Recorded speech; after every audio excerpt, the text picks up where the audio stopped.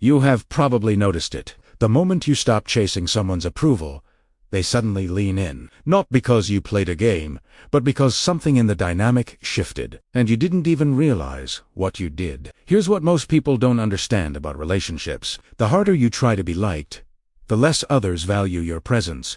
It's not cruelty, it's psychology. When you consistently offer attention, reassurance, or availability without boundaries, you become predictable. And predictability, in the brain's reward circuitry, triggers habituation, the same mechanism that makes you stop noticing background noise. Your presence becomes white noise. Not because you're unworthy, but because you made yourself too easy to dismiss. And here's the paradox. The people who hurt you most aren't always malicious. They're just responding to the psychological cues you're sending. This isn't about you being too nice or weak. It's about perceived scarcity. In evolutionary psychology, humans assign value based on availability.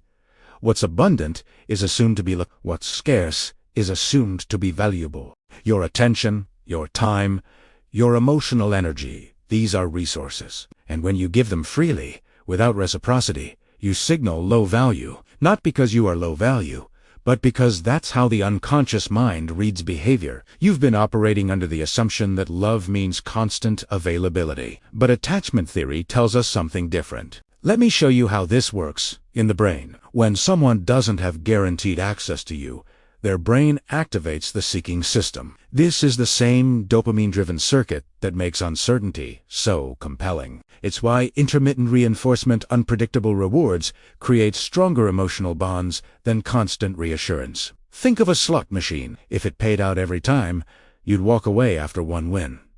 But because it's unpredictable, you keep playing. Now apply that to relationships. When you're always there, always responding, always accommodating, you remove the uncertainty, and with it, the emotional charge. The brain stops seeking. It stops wondering. It stops valuing. But the moment you create space, not as manipulation, but as self-respect, the dynamic reverses. So here's how you stop being the person everyone overlooks. Stop explaining yourself. When you over-justify your choices, you invite negotiation. I can't tonight. I have plans. That's complete. The moment you add extra explanations, you hand someone the tools to argue with your boundary. You assume people need reasons to respect your no. They don't. They need conviction. After you set a boundary, let silence do the work. Resist the urge to fill the void. Most people panic in silence. They apologize. They soften. They backtrack. But silence is information. It tells the other person, I'm comfortable with my decision, and discomfort, when left unresolved, forces the other person to sit with it. You're not responsible for managing someone else's feelings about your boundaries. Match energy. Don't lead it. If someone texts you once a week, don't text them every day.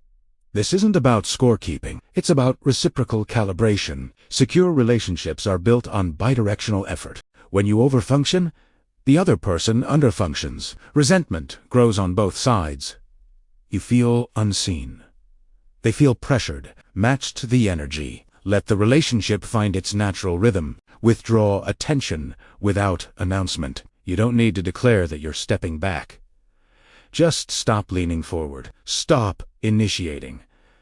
Stop holding the conversation together. When a behavior stops being reinforced, it fades. And when your constant attention fades, people notice, not consciously at first, but their nervous system does. Suddenly they're checking in, reaching out, wondering where you went, because absence creates presence. Prioritize yourself visibly. People don't respect what you hide. If you're always available, you signal that nothing in your life is more important than them. But when you have plans, projects, boundaries, and a life that doesn't revolve around their validation, you become interesting again, not because you're performing, but because you've reclaimed your autonomy. And autonomy is deeply attractive. Here's the truth. Beneath all of this, people don't treat you based on who you are. They treat you based on how you've trained them to treat you. If you've taught someone that your boundaries are negotiable, they'll negotiate. If you've taught them that your time is infinite, they'll waste it. If you've taught them that you'll always be there, they'll stop showing up. This isn't cruelty. It's conditioning. And the moment you change the reinforcement pattern, the behavior changes. You don't need to announce it. You don't need to punish anyone. You just stop rewarding what doesn't serve you, and you start honoring what does. So dotis onse. Choose yourself when it's uncomfortable. Not loudly. Not defensively. Just clearly. And watch. Watch how people suddenly remember your name. How they start asking questions. How they lean in when you used to be the one leaning. Not because you became cold, but because you became whole. And wholeness, quiet, grounded, self-sufficient wholeness is something people feel even when you don't say a word.